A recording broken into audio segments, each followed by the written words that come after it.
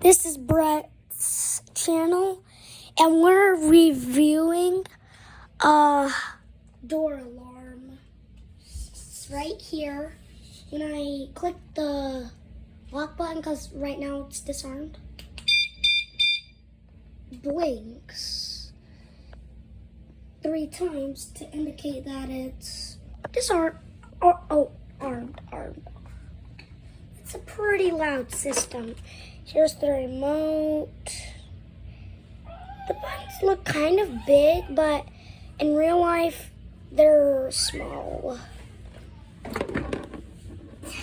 So, when I open the door, oh my gosh. Sorry, it's a very loud system. Oh my gosh, so when you click the unlock, it disarms. Okay. When you click this button, which looks like a little lightning thing, it's a panic. Then here, it's a doorbell. When you hear the chime, it's confirmed.